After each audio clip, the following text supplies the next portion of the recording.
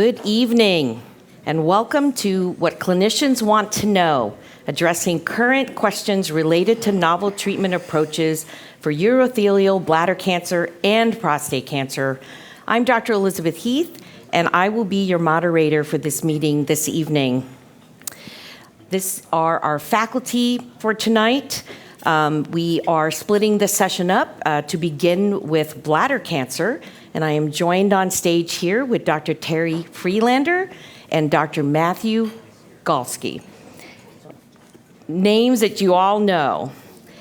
Here are a variety of our disclosures for this evening, and all of this information is also available on your iPad, or if you're joining us online tonight through Zoom. The commercial support tonight is, again, as listed here, Research to Practice CME Planning Committee. Staff and reviewers have no conflict of interest to disclose, and we really welcome the educational grant from Astellas and Pfizer. Again, this educational activity contains discussion of non-FDA approved uses of agents and regimens. So please refer to the official prescribing information for each product for approved indications.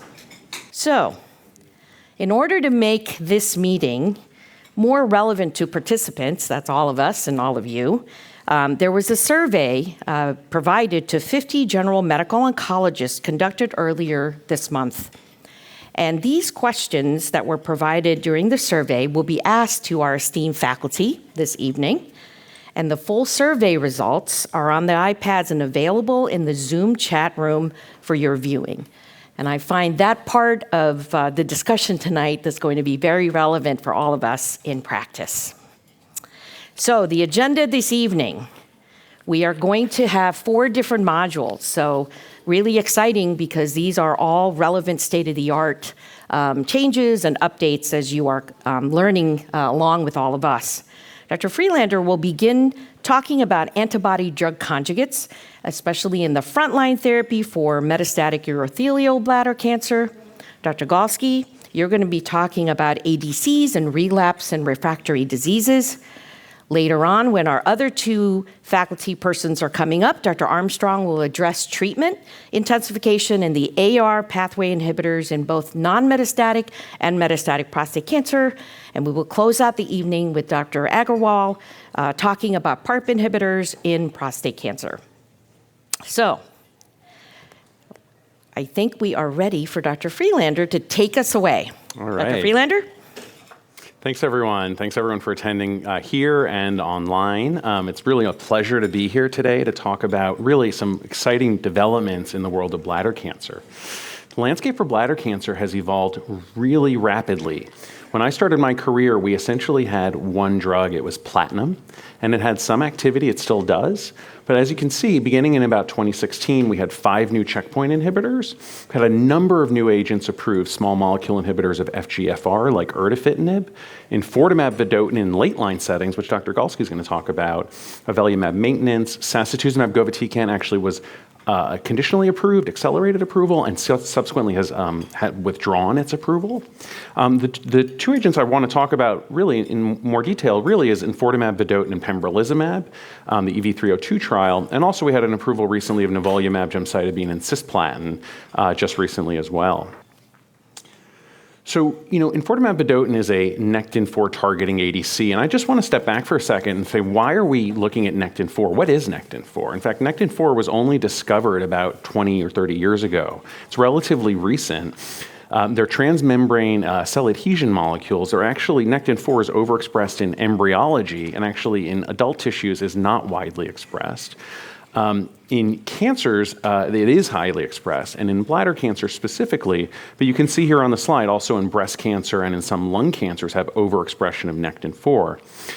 If you look specifically in urothelial cancer, on the bottom left of the slide is about 500 or 700 patient samples that were analyzed for Nectin-4 levels. And you can see that Nectin-4 is fairly highly expressed across both localized bladder cancer as well as in metastases. And you can see that in the middle panel as well. Most patients' tumors stain positive for Nectin-4. And on the bottom right of the slide, you can actually see that only a very small subset of patients have no Nectin-4 expression. So it's generally about less than 1% or maybe around 1%. So this is pretty ubiquitous in urothelial cancer and is a good target for treatment. So enfortumab vedotin, as many of you may know, is an antibody-drug conjugate. As I said, it targets Nectin-4. It has this payload of MMAE, monomethyl auristatin E.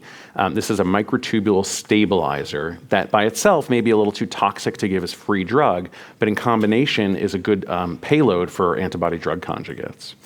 So this is thought to be the mechanism of action of enfortumab vedotin. Basically, you can see the antibody on the left. When it binds to cells, which you can see on the right of the slide here, it gets internalized. The free MMAE is released inside the cell, binds to microtubules, and causes cell cycle arrest and then apoptosis. So fairly straightforward mechanism of action here. Now, I won't say too much about this trial, the EV301 study, because actually Dr. Galsky is going to discuss this, but this was the first approval for EV in the United States, and it compared enfortumab vedotin to an investigator's choice of either taxane or vinflunine. And just to cut to the chase, we saw a survival benefit, a median of about 4 months, a hazard ratio of 0.7, and this was enough to establish EV as an option for late-line bladder cancer. And as this data was being generated and came out, a number of investigators said, well, why are we looking at this in late-line settings? Let's look at this in early-line settings. And so specifically, we should also think about combining it, really trying to give our best therapies first. And so this is, I think, a good graphic of why we combine this. So EV plus pembrolizumab is listed here. You can see EV binds to the cells on top, actually causes cell apoptosis, but there's release of a number of immunostimulatory signals or damage-associated molecular patterns, which are the hallmarks of immunogenic cell death. And so if you're drawing immune cells into the microenvironment, it makes sense to then further stimulate them with a PD-1 inhibitor. And that formed the basis for the initial development of EV and Pembro. So the EV103 trial looked at this specific combination in 2 major cohorts, cohort A and cohort K. You can see the schema here, but essentially the drugs were given on a 3-week cycle. What we saw in the cohort K, which was the largest cohort to date at the time, was that almost all patients had some evidence of tumor shrinkage. The overall response rate was close to 65%. We saw a lot of complete responses, 10% in this initial study. And so this really gave us a lot of hope for a phase 3 trial. And you can see that responses were actually independent of PD-L1 status. So that really laid the groundwork for the EV302 trial, which was first presented now about a year and a half ago at ESMO. This is a randomized phase 3, 886 patients, EV Pembro versus chemotherapy. It's important to note that chemotherapy was either cisplatin or carboplatin based for 6 cycles, while the EVP arms didn't have a limit for the number of doses of EV, and pembrolizumab was continued for about 2 years. So what did we see in this randomized phase 3 study? First of all, the baseline demographics, fairly balanced. I do want to call your attention to the fact that about 25 to 30% of the patients in the study had upper tract urothelial cancer, much more common in Asia. And then when we look at the distribution of metastases, about 25% of the patients had liver metastases. Liver metastases are a poor prognostic sign in urothelial cancer. Platinum chemotherapy does not work as well for these patients, and this is really an unmet need as we think about treating the disease. So the overall response rate in this study, to me, was very impressive. We saw very similar to the phase 1/2. We saw a 67% ORR, interestingly, almost 30% CR rate, and actually in the update, it's now above 30%, compared to a 44% overall response rate for chemotherapy. So almost, about 50% better in terms of ORR. What I think really turned heads was the PFS and the OS curves. And so here you can see that about 40% of patients had long-term durable benefit. You can see there's sort of a leveling out of the curve from the initial presentation. Hazard ratio here of 0.45, so that's less than 0.5, which we've never really seen in any bladder cancer study. So patients had a significant benefit in the EVP arm, and there was a doubling of the median PFS from about 6 months to over 12 months. The OS very much mirrored the PFS. We saw a hazard ratio here of 0.47, and also a doubling from about 16 months to a median of almost 32 months in terms of median OS. Now, this data, subset analyses were done, and I just want to point out that, first of all, every line on this graph is to the left, which favors EVP in the predefined subsets. So patients who had liver metastases seem to do just as well as patients who didn't in terms of the OS benefit. And then patients who were eligible for cisplatin did just as well as the patients who were ineligible. In fact, the cisplatin ineligible patients may have done better, probably because carboplatin is not as effective a drug for those patients compared to cisplatin. But regardless, there was really benefit across a broad swath of patients in the trial. When we look at the toxicity, the story is a little different. You can see this is a tornado plot. It's not completely balanced. We see the toxicities of EVP, like peripheral sensory neuropathy, pruritus, alopecia, and rash, much more common. And that's probably related to the distribution of Nectin-4. We don't see that so much with chemo, but we do see much more myelosuppression with chemotherapy, sort of a known on-target side effect. And EV doesn't appear to be very myelosuppressive based on the numbers that you can see here. There's an update that's actually being presented tomorrow, so this is incredibly fresh data that now brings the median follow-up into, I think it's the late, something like 28 months or so. And you can see the numbers really hold up here. I know this is a busy slide. Just focus on the hazard ratios on the right. If you look at the PFS and OS, they're still around 0.5. And in the specific subgroups, the hazard ratios hold up with, again, about a 0.5 hazard ratio across cisplatin eligible, ineligible, and patients who have liver mets.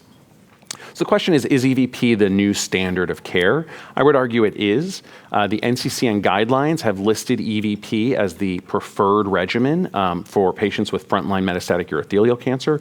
When I see a patient, I'm looking for a reason not to give this drug because it really should be the standard. We do have other category 1 recommended regimens. That includes Gem, Cis, and Nivo based on Checkmate 901, as well as the Javelin Bladder 100 regimen of upfront chemotherapy, followed by avelumab maintenance for patients with stable disease or better. So in the last few minutes, I want to talk about the toxicity of EVP because there are very specific toxicities that I think are important to know if you're using this drug for the first time. The first is that Nectin-4 is widely expressed, especially in, I shouldn't say widely expressed, but it's expressed in the skin fairly widely. You can see in most other tissues actually don't have a lot of Nectin-4 expression. You can see this in micrographs if you stain for Nectin-4, and if you stain for Nectin-4 and EV together, you can see that the drug localizes to the skin. This may explain some of the skin toxicity. Most of the skin toxicity is grade 1 or 2, but it can be of a variety of types, and I'm showing you all the different types that are here. It can be mild rashes, there can be blistering rashes, there can be rashes that occur in the folds of the body, in the axilla or in the groin. What I really worry about is the severe rash, Stevens-Johnson syndrome, toxic epidermal necrolysis. Very rare, but it can occur. And so I counsel patients on day 0 when I'm treating them that they have to be very careful about rash. If they have one, they have to report it. Fortunately, most of these rashes happen early, and usually that's an EV rash as opposed to pembrolizumab, which tends to happen a little later. But it's hard to distinguish between these, and often I'll refer my patient to a dermatologist to get a biopsy or help us think through what's causing the rash to know which drug to modify. For grade 1 rash, we can often continue therapy and just use high-potency topical steroids. I often give my patients a prescription for clobetasol or a similar steroid to take home with them and use for mild rash, but they have to call us and we monitor them closely. For grade 2, you want to consider a biopsy, consider systemic steroids, and hold drug until the rash gets better, close reassessment, and then reduce the dose from 1.25 to 1 milligram per kilogram. For grade 3, and you can see the criteria for grade 3 here, which is greater than 10% of the body surface area with fever, blistering, mucosal involvement, kidney or liver problems. This could be evolving TEN or Stevens-Johnson syndrome. You have to be very careful about these patients. These are patients you may want to hospitalize, get dermatology involved, stop the EV and give intravenous corticosteroids and monitor them closely. Most rashes do get better in the 301 trial. About 11% of patients had dose interruption and about 4% stopped permanently. It was a lower rate in the EV302 study. I list the dose modifications here on the right, and these are, I think, very helpful. They're really essentially a 20% dose modification at each level. Sensory neuropathy is a major issue for EV as well. Fortunately, most patients have grade 1, but about 25% of patients can have grade 2 or higher. Grade 2 means that you can't button your shirt easily, you can't use a fork, can't tie your shoes. So that can be a serious problem. Usually this onset is later than the skin rash, at month 2 or month 3. Often can improve with dose reductions, but I think early recognition is key. I think if you keep giving drug to people who have bad neuropathy, it'll get worse, and we have to be really careful about that. And I also want to remind folks that motor neuropathies can occur as well. So I have patients walk for me in the clinic, and I see what's their gait like. I ask their caregivers, are they having trouble, moving, et cetera. There's eye toxicity that can happen. This is less common, front of the eye keratitis, and that can usually be treated with lubricating eye drops or ophthalmologic steroids. And then hyperglycemia is a class effect of MMAE. There have been deaths due to diabetic ketoacidosis, so I don't give EV to patients with a hemoglobin A1C greater than 8 or a blood sugar greater than 250. So diabetes management is really important. So the summary is listed here. Neuropathy and rash are common. You have to know about these. Education and monitoring the patient and the caregiver and your nursing team and anyone who's seeing the patient is really important as well. I have a low threshold to take a dose break, dose reduction, dose delay early, especially for neuropathy. Most of these adverse events will improve, but again, caution with using this in diabetics, especially if their A1C is greater than 8 or blood sugar is high. We don't want to use that. Now, there's not enough time to talk about every trial that's upcoming. There are a lot of ADCs being pushed into the front line. I've listed some of them here. I think you can come back and we can talk about this maybe in the discussion. Yeah, and I think that's maybe a great place to even end here, but yes. I know you have one more slide. Yeah, I have just one last slide. Yeah. This is my key takeaway really is how will I treat patients in 2025? I think EV Pembro should be preferred. Patients who progress should probably get platinum. If EV is unavailable, then gemcitabine is a reasonable option. If the patient's not eligible for either, then Carbogem would be reasonable, followed by avelumab maintenance. And you can see some of the options in later line settings listed here on the slide. So with that, I'm just going to say, I'm going to stop, list my conclusions here, but I think there's a lot more we can discuss in just the coming minutes. There is, and I can't believe we're having so much to talk about in bladder cancer. I think those of us who do see bladder cancer in our practice are just thrilled that we have these options, that we can talk about these things, but to try to integrate them into our daily sort of routine, this is exactly the type of questions that face all of us in practice. So here's the first one, Dr. Friedlander. Honestly, you ended there. In what case would you pick one over the other? And that's a common scenario. You see a newly diagnosed metastatic bladder cancer patient who's, let's say, great performance status.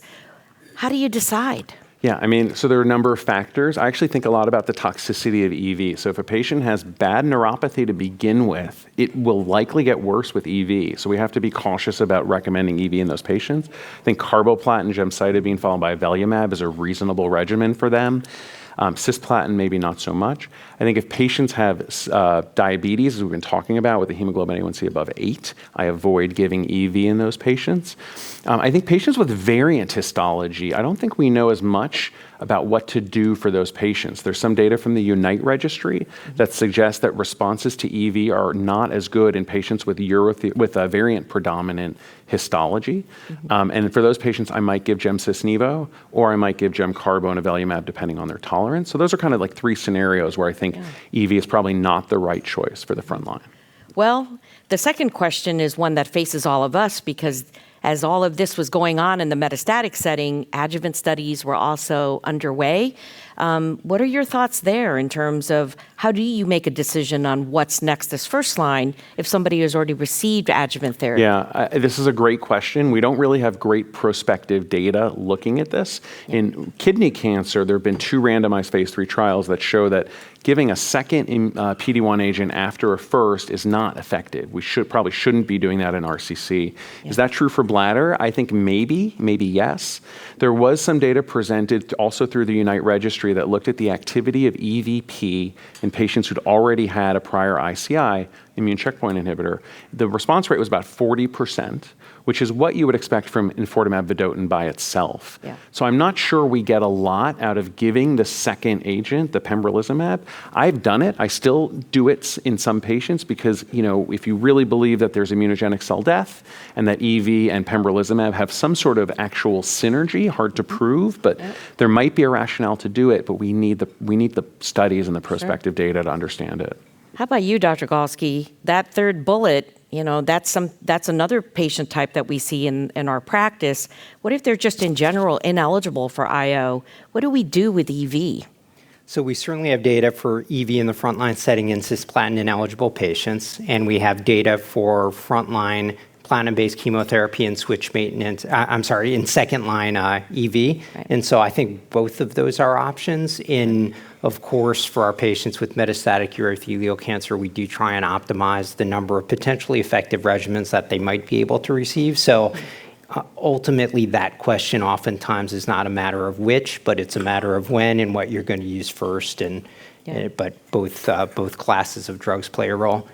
I think that's some of all this great data, but when we're asked to figure out what we need to do in our practice come Monday morning, it really is a bit of a challenge.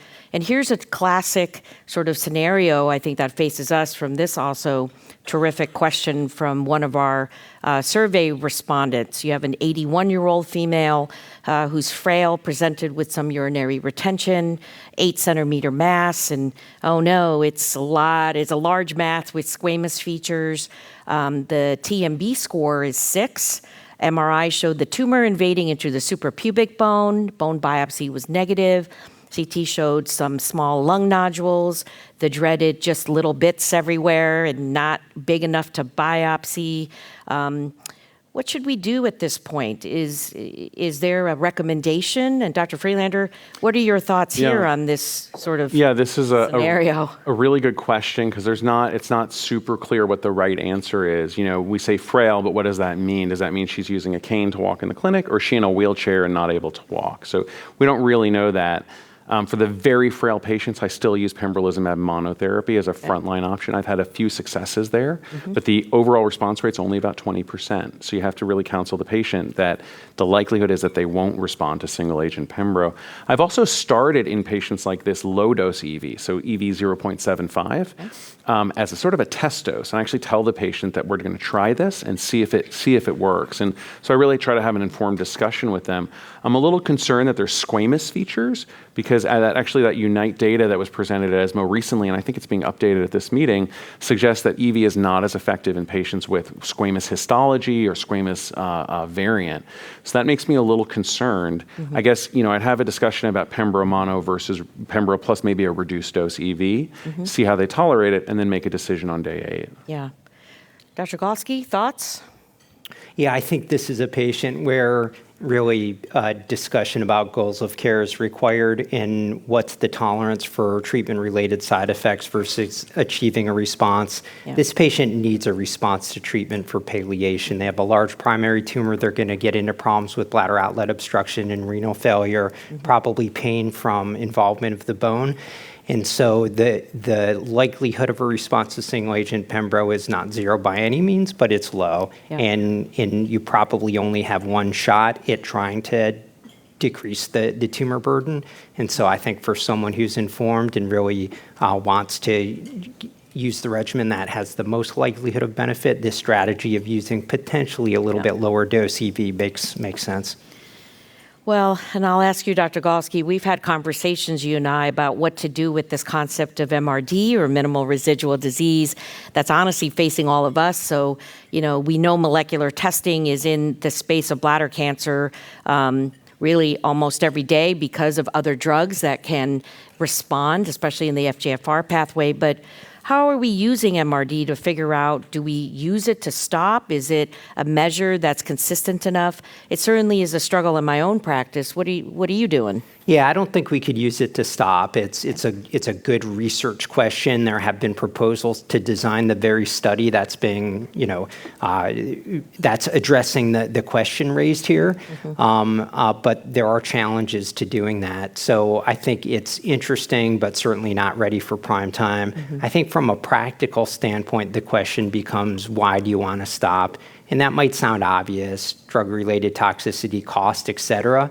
But when you have a patient with metastatic urothelial cancer as a CR after 2 years of treatment and is tolerating treatment well, that patient oftentimes is very hesitant to stop. So academically, it's a great question, can we stop? But in reality, it becomes a challenging conversation to stop this treatment that's been so effective. In the setting of treatment-related toxicities, it becomes a little bit more straightforward. Dr. Friedlander, how are you using MRD testing in your practice? Yeah, so we're using cell-free DNA. We're trying to get this in most patients who have metastatic diagnosis. And then monitor it. Again, it's not really been prospectively validated as a tool to tell us exactly when to stop. Trials could be designed that way, but they're, I think, logistically hard to accrue to because most patients who are responding to drug, if their cell-free DNA goes negative, they may not want to stop, right? This is a life-saving therapy. And so it's a hard study to do these. It's hard to do these discontinuation studies. All that said, I've had patients who have toxicity for one type or another, have reached CR and have had negative cell-free DNA. And so it's more of an art than a science at this point where we are in 2025. But if you put that all together and the patient is really ready to stop, I think that gives me more comfort in stopping, but a lot of caveats attached to that. I think that's the right messaging. It's nice to have a conversation. I think within the three of us, we probably have a different way to utilize testing in our own practice, and it's certainly very individual dependent. So I think more to come, I hope, and that's really exciting. Another question from our survey respondents: when administering EV Pembro, if you hold or discontinue the EV for toxicity, do you also stop the Pembro? Certainly a question that comes up a lot. Or do you continue Pembro as a single agent until progression or toxicity? Dr. Friedlander, you touched on this just a little bit in your discussion. What do you think? Yeah, so there's not really good prospective data about whether to stop the Pembro or continue the Pembro. Most people who get past the first 6 months of immune checkpoint inhibitor therapy, PD-1 therapy, have probably, if they're going to have a side effect, it's probably happened. It's not true for every patient. There are rare side effects that occur after the 6-month mark. Most patients, in my experience, who had needed to hold the EV want to continue the pembrolizumab. And most of the trials have allowed, for example, EV-302 allowed up to 2 years of therapy. So there are actually a fair number of patients in EV-302 who stopped EV and continued the Pembro for up to 2 years. In my practice, in the early days, I've had at least one patient who's been on for Pembro for more than 4 years. And it took a lot of work to convince them to stop, fortunately still in a CR. So I think until we have better data that tells us to stop this drug earlier, we should keep giving it. There is financial toxicity, whether it accrues to the patient or to the payer, is a good question. But I don't think we have a right answer here. And this is not unique to bladder cancer. There's, really, could you ask this about any IO combination that exists across oncology? Yeah. And it's certainly for a lot of us who do clinical trials, when you have two drugs, you're trying to make an attribution, it gets really tricky. And then you realize, wow, that's on a trial setting where we have some guidelines. In real practice, it's not something that's always front and center. I know that you spent some time discussing the cutaneous toxicity. I think one of my questions to actually both of you is, this is the type of management that requires multidisciplinary care. So it's not just the physicians who are prescribing this, but other team members that may need to recognize the cutaneous toxicities. So I think there's two things, how do you manage this within the multidisciplinary setting, and what kind of dose adjustments are you doing? I think you mentioned a little bit of that, so if you wanted to repeat that. Yeah, sure. Yeah, so I try and follow the guidelines, actually very good guidelines that were developed during the trial, and I try and stay to that. So it's a lot about assessing toxicity, grading it. Grade 1, I think you can continue drug. So if they have a mild, erythematous rash, I said already that I give them steroids, high-potency steroids on day 0 to the patients who I think can understand how to use this appropriately. And we do teaching with nursing, et cetera, to make sure they understand how to use that. And then they call us. But I do worry. We had a patient on the trial who had, a blistering rash. This was reported. He ended up in the hospital, actually recovered, but needed IV steroids. So it really does happen. And I think we have to be really careful about it. And I mentioned a little bit that the EV rash tends to occur soon. So, we've seen rashes occur within just days of the first dose. Not that they can't occur later, but the pembrolizumab rashes, in my experience, happen later. We do see some pruritus from pembrolizumab early. So making that attribution is tricky. Getting a biopsy, I think, is helpful. And then once it happens, I would follow those guidelines. And so if it's grade 2, then you want to reduce the dose. If it's grade 3, you want to consider stopping the drug permanently. Dr. Galsky, similar in your practice? Similar. I similarly advocate for doing the biopsies. I think that it's certainly a luxury to have a dermatologist that you can refer your patient to, see your patient quickly and consider doing a biopsy. So I recognize that. That said, I've seen rashes across the board, and the biopsy is often helpful in adjudicating the rash. I just had this happen within the past week. We weren't sure what it was from. Ultimately, biopsy comes back, and it was a psoriatic type rash under the microscope, more likely to be related to Pembro than EV, and that's helped us in terms of which drug to stop. So to make this as practical as possible, Dr. Friedlander, I'm going to put actually both you and Dr. Galsky on the spot. We have a question from our virtual audience, and it's really in your conclusion slide, we have 3 options nowadays. So it's either EV Pembro, it could be chemo followed by maintenance of avelumab, or Gemcis-Nivo. What is your guiding principle when you're seeing this patient in clinic Monday? Yeah. What are your thought processes? I try and talk to them about all the trials if I have the time or all the data. But really, I think patients are coming to us for a recommendation. And so I generally lead off with EVP. It is the preferred regimen in NCCN. If the patient's eligible for it, I think they should get it. We have frontline clinical trials, so I may talk to them about things like that. But I do think, as I said earlier, that we want to assess the patient and decide, are they fit to get EVP? Do they have an autoimmune exclusion, bad neuropathy, bad diabetes, maybe a skin condition that would make you concerned? I think that's pretty rare. So I really look for those and then make a decision. And if they don't have any of these really bad pre-existing conditions, I really tell them EVP is the right way to go. If they do have an exclusion, then I think through Gemcis-Nivo or maybe Gem-Carbo and avelumab. So you really follow the NCCN guidelines in this instance, which I think is helpful for our audience. Dr. Galsky? Yeah, I agree with that, although I would say that, this is complicated, and it's actually more complicated than just these 3 considerations, right? Because patients develop metastatic disease coming through different paths, so to speak. Most patients do not present with de novo metastatic bladder cancer. That accounts for about 5% of patients. Most patients present with clinically localized disease and then develop metastatic disease. So patients could get neoadjuvant chemotherapy, adjuvant nivolumab, and then develop metastatic disease. They might just get adjuvant nivolumab and develop metastatic disease. So your patient who is treatment naive with metastatic bladder cancer could have received prior treatments earlier in their disease course, and that completely influences your recommendations. Yeah. I'm just wondering, yes, they're listed that way in NCCN, but they're all technically category 1, strong data for all. Yeah. So does the data guide us here in this instance? Well, I would be very clear about what Category 1 means in NCCN. I'm on that panel. Category 1 means that there's a randomized phase 3 trial that shows its effectiveness. It doesn't say between 2 Category 1s that one is better or worse. And that's why NCCN has these listings of preferred regimen, other recommended regimen, or useful in circumstances.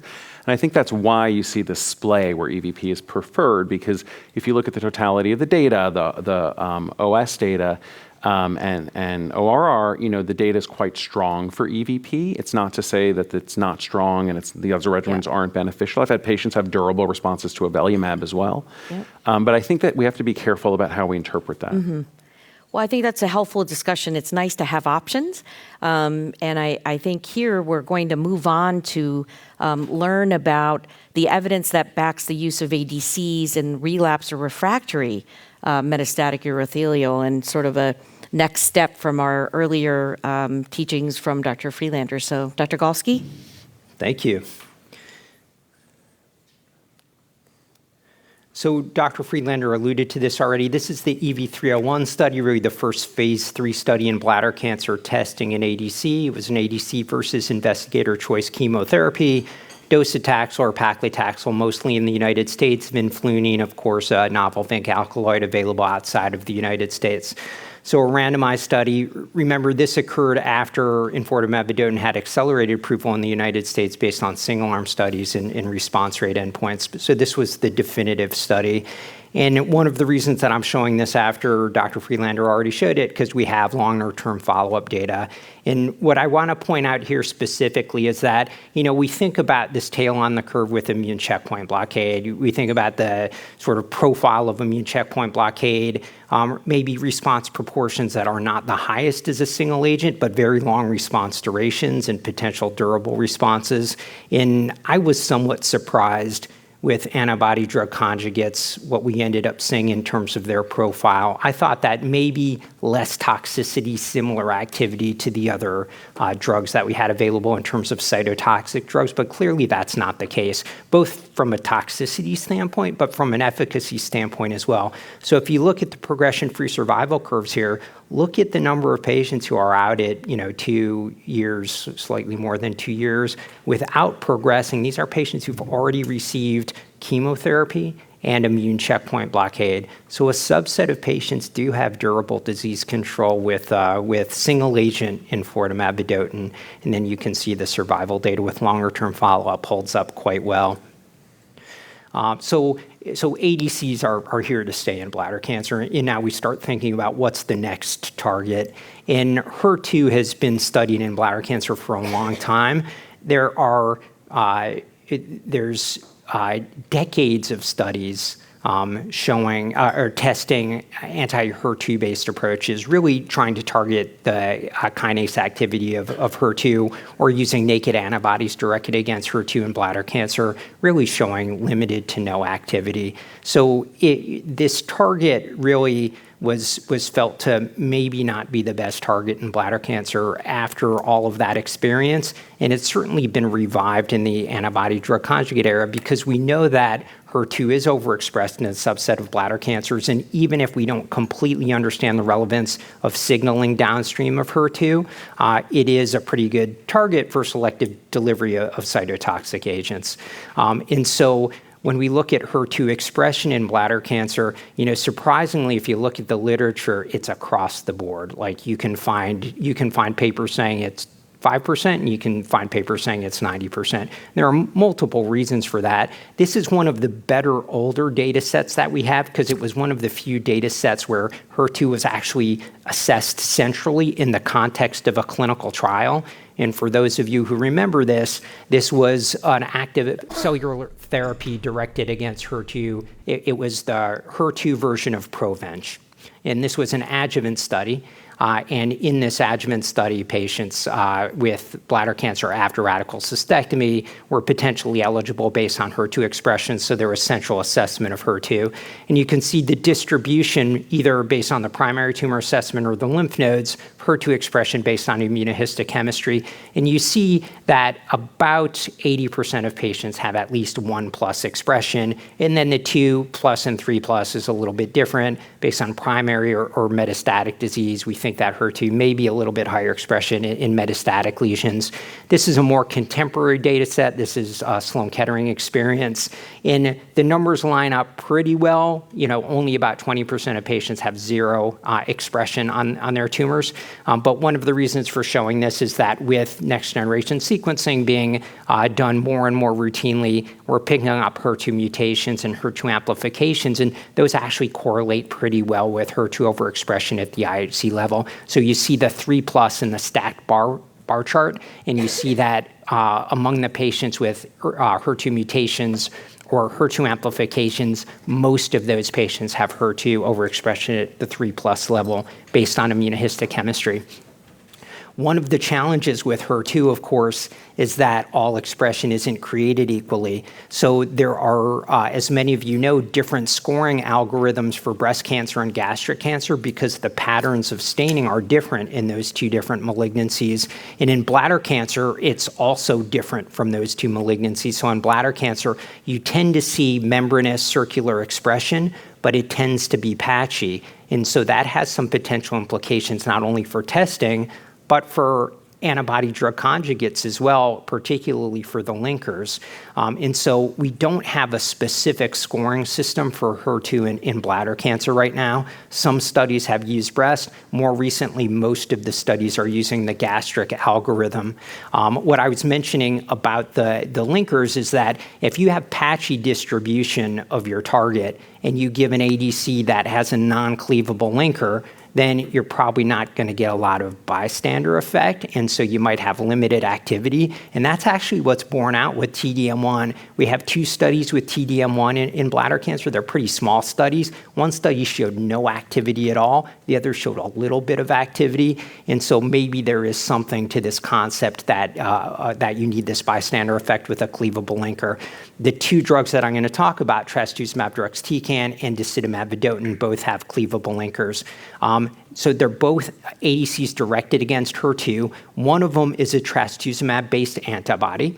The other is actually a novel antibody directed against a different epitope on HER2. And then you see the payloads are different. For trastuzumab deruxtecan, it's a topoisomerase payload. And for disitamab vedotin, it's MMAE, the same payload that we just heard about for enfortumab vedotin. And there are other HER2 ADCs on the list here where there is actually data that's in the public domain in bladder cancer already presented. So we have an approved ADC directed against HER2 in bladder cancer, and that is trastuzumab deruxtecan based on the tumor agnostic indication. So TDXD was studied in the PanTumor02 study. You see all of the tumor types explored here, and bladder was one of them. And if you look at the patients with bladder cancer, somewhat of a limited sample size, but if you look at the all-comers, which were mostly 2+ or 3+ expressing tumors, response rate was 39%.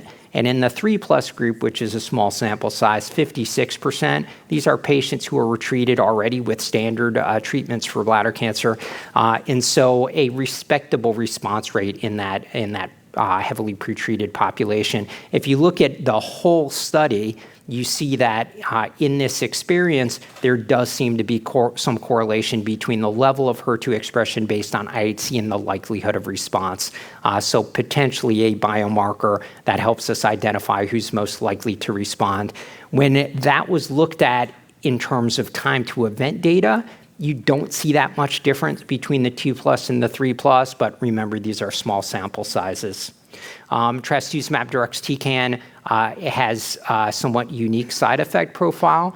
So unlike EV, which we've already heard about, more topoisomerase-related side effects, you have cytopenias, you have GI side effects, and then you have ILD, you have pneumonitis as well.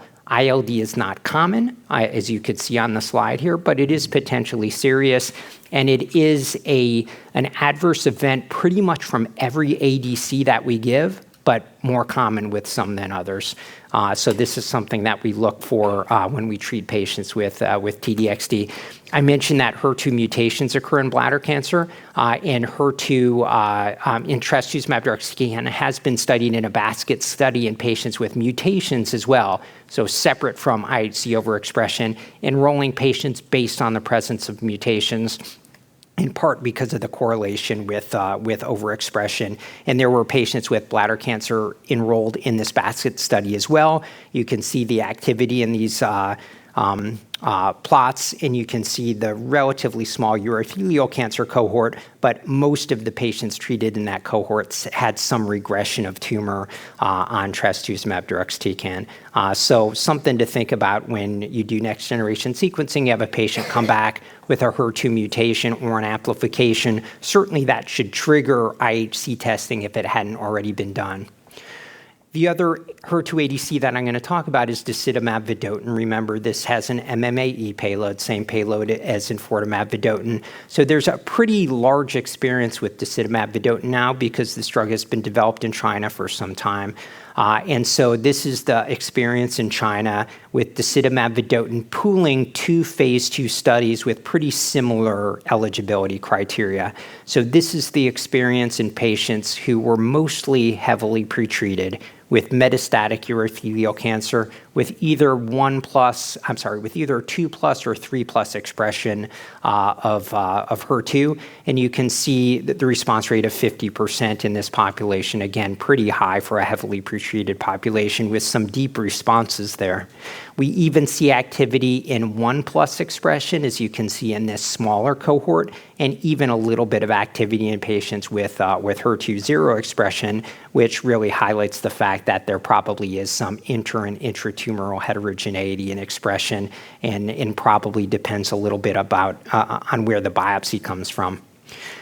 So now we have these different ADCs. Some of them are directed against the same target. Some of them have the same payload but different targets, and we can start to compare across these in terms of the side effect profiles. And you can see that the side effect profiles are somewhat target-driven and somewhat payload-driven, and they don't match up exactly between drugs. And we've already spoken about EV. We've spoken about trastuzumab deruxtecan in terms of the potential for pneumonitis. In disitamab vedotin, the AE profile similar to EV, but seems to be a little bit different in terms of some of the side effects like hyperglycemia, rash, neuropathy still potentially occurs with disitamab vedotin. Trastuzumab deruxtecan has been combined with nivolumab. Actually, we had data with trastuzumab deruxtecan and nivolumab before we had single-agent data in urothelial cancer, just based on the timing of how the studies were done. This was a much smaller experience, and you see when you combine trastuzumab deruxtecan plus nivolumab in this heavily pretreated cohort, a response rate of 36.7%, not the 60 to 70% that we've seen with some of these other combinations, and whether or not that's just based on the fact that these patients are heavily pretreated, based on the fact that it was a very early experience, hard to know for sure, but this is a small sample size, and we'll need larger sample sizes to make some more realistic conclusions about those combinations. We do have data with disitamab vedotin in PD-1 blockade from China. This was updated at ESMO, and you can see really high response rate in mostly untreated patients, but some patients had one or more prior lines of treatment. Response rate is 75% here. So this regimen, like EV Pembro, really looking quite active. Disitamab vedotin, also known as RC48, is now being developed internationally, and here's the design of the RC48 G001 study. There are cohorts in patients who have previously been treated with standard treatment. Those two cohorts include single-agent therapy in patients with lower HER2 expression and higher HER2 expression, and then in untreated patients, there is a randomized study of disitamab vedotin versus disitamab vedotin plus pembro versus disitamab vedotin monotherapy to really understand contribution of components in that frontline setting.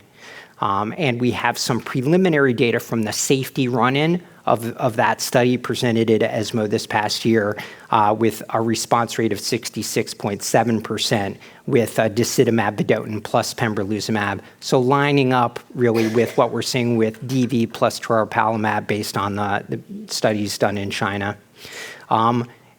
I was alluding to this a little bit, whether or not there's something special about MMAE where we're seeing higher response rates with those combinations versus the topoisomerase inhibitor combinations with immune checkpoint blockade. Maybe there's something here. Maybe it's just noise based on small sample sizes and the difference in untreated patients versus patients who have been previously treated. So in summary, EV, single-agent durable activity in a subset of patients. HER2, probably a complicated target if we're trying to target the kinase activity of HER2, but certainly a validated target now for selective delivery of therapeutics. And this raises a bunch of just practical questions in terms of sequencing of therapies, how we best test for HER2, et cetera, et cetera. So I'll stop there. Thank you so much, Dr. Galsky. It's exciting to hear about all the developments, especially in the ADC space. You know, I think we've had experience where perhaps there was some disappointment that happened way in the future. Do you think there are some lessons learned from that to help guide perhaps some of these newer generation ADCs? Yes, I think we have to pay attention to toxicity. And we have to pay attention to the fact that even though sometimes ADCs are being developed in a tumor agnostic fashion or across multiple tumor types, patients with urothelial cancer are a bit different. We have an older patient population. The median age of diagnosis in the United States is 76. We have patients who have smoking-related comorbidities, oftentimes have renal insufficiency. And so the same drug in a different patient population, of course, can behave differently, and we need to pay attention to that. Yeah, no, thank you for that. And we actually have a great question, very insightful from our audience. So we're talking about the frontline options. Now we've had a patient with EV Pembro, all this great information, not sure if it's ready for prime time. What is your go-to next treatment? Thank you for the audience member who asked that. Dr. Galsky? So after frontline EV Pembro, what's the next line treatment? That's right. And Yes. would you consider a single agent IO even? So after EV Pembro, if a patient has progressed, then I would hesitate to use a single agent IO if they progressed on prior Pembro. Platinum-based chemotherapy has sort of become a default, but really that's a default. We don't have data in that setting. I think, patients with metastatic urothelial cancer should have tumor testing for FGFR3 mutations. This is a target with a drug that's shown to have activity and benefit in terms of time to event endpoints. We have trastuzumab deruxtecan approval in patients with IHC 3+ overexpression of HER2. So testing for HER2, testing for FGFR3 mutations, and then thinking about platinum-based therapy versus those other two options based on the presence of those targets. Yeah. No, I think that's really wonderful. And another question actually from one of our Zoom participant, I had to do a double take because I wasn't sure if it was a prostate cancer question, because the question is, what if you're going along and you actually achieve a CR with, let's say, EV Pembro, Dr. Friedlander, would you radiate maybe a few oligometastatic lesions for this patient? And yes, we're in the urothelial section still, folks, so not prostate just yet. Yeah, so there is more data for oligometastatic radiation in prostate. There's some prospective studies that have suggested benefit there. We really don't have great studies of oligometastatic radiation in bladder cancer, but we do it. And that's because I tend to do it when I really don't have other options, or if for palliative reasons, if it's a big tumor, if it's causing pain, a bone metastasis, for example. I'm not a big fan of just irradiating patients after having a CR or a very good PR. And that's partly based on my experience with EVP. I have patients who are 7 years out from EVP who've had very good PRs. They have thickening in the bladder, or they have a lymph node that never quite reached a CR definition, but really shrank down. I think there's no technically right answer here. And I think if your gestalt is that there truly is some viable disease left that's maybe refractory, then yeah, I would give radiation. I mean, there is some toxicity to radiation. I know it's fairly easy to give, especially SBRT. But I think we have to be a little cautious about just sort of over irradiating. And I've actually seen case reports of patients who had upper tract urothelial cancer, had excellent responses, and then went to get a nephrectomy and a ureterectomy, and it was all, just fibrotic tissue. Yeah. And so I'm not really sure if there was a benefit to removing that patient's kidney. I'm not really sure what we accomplished there. Well, I think, again, it's always the patient first, and, how do you tailor some of these now terrific options? So, Dr. Galsky, another common scenario is what was asked here from the survey respondent of a patient who's 62 with metastatic bladder cancer, status post EV Pembro, but then also had GEM-CIS, and now continue to progress. So did what you just sort of recommend with HER2 testing and FGFR testing hold in this scenario as well? Yeah, so absolutely. I mean, those would be the first two things that I would think about. And then in the absence of a therapeutic target, then of course a clinical trial would be very appropriate in this setting.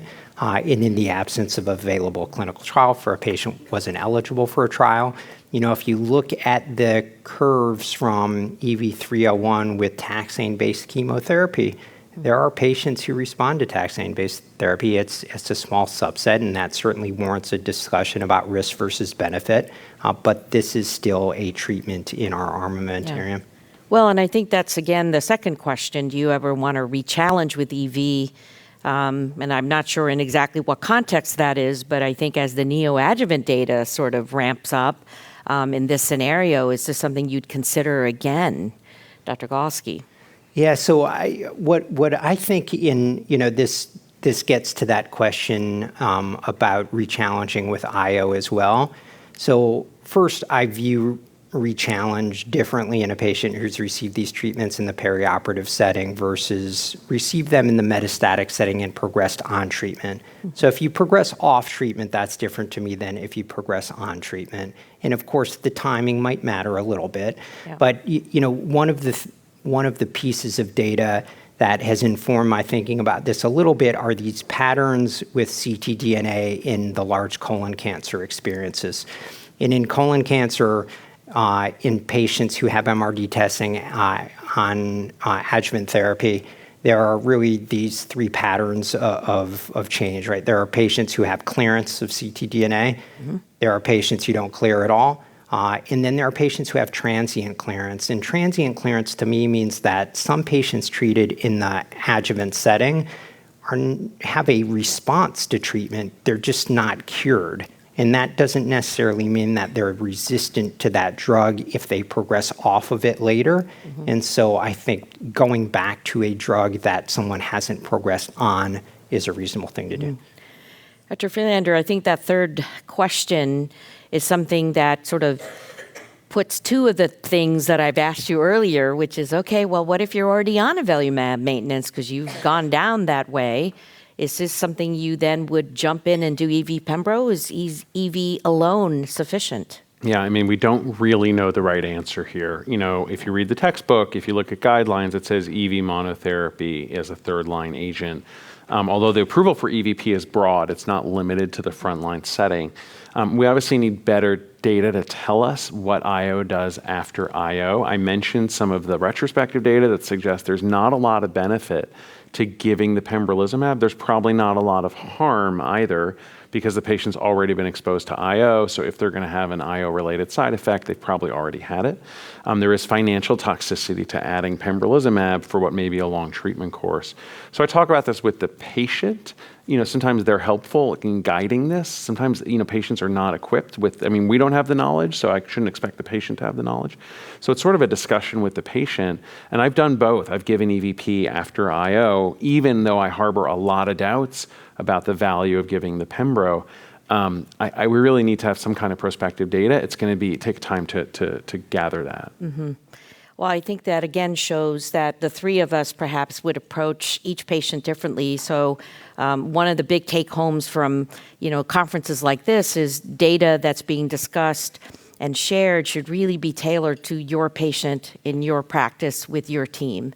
And in this case, another question here is a patient in his 70s with a ECOG of 2. And we do see that in our metastatic bladder patients. This patient declined cystectomy and ended up having chemo radiation, did not want to do salvage cystectomy. Again, a common scenario. Started EV Pembro, but really had a hard time, probably with a lot of the side effects that Dr. Friedlander had shared with us. Declined further chemo and now is just on single agent Pembro. Dr. Galsky, what would you do? Yeah, so for someone who is declining further cytotoxic chemotherapy and progresses on single agent Pembro in this context, really the class of drugs that we have in urothelial cancer that's not necessarily chemotherapy are small molecule inhibitors of FGFR3. So I would certainly test for the presence of an FGFR3 mutation, and that becomes an option for this patient. No, I think that's absolutely right. I do want to point out that one of the struggles, and it's so nice to hear about the different options, but this is a frail group of patients.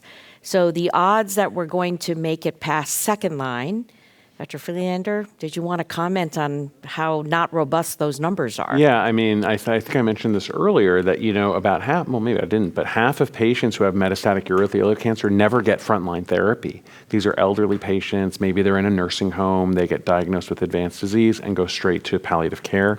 And then from first line to second line, at least based on some data, there's about, 2/3 of patients never make it to the second line. And again, 2/3 never make it to the third line. So it's only about 6% or so of patients who are making it to the third line, at least in data sets from, the last maybe 10 years. That may be changing a little bit as we're getting better therapy and better kind of frontline, bang for the buck. So it's hard to get people to late line therapy. And unfortunately, I talk about palliative care early on. There's data from ASCO and ASCO Plenary that showed that early palliative care has a survival benefit. And I think it's just a really important thing to remember. As much as we want, we want to develop drugs that have really good activity, they also have toxicity, and we have to really balance that. So Dr. Galsky, knowing these challenges, we're always worried with molecular testing, I know I am, that it takes time, especially if you're doing it on tissue. You have to get it maybe from a different outlying hospital. When do you test, and how often do you test? Are these mutations changing like they do in prostate cancer or other cancers?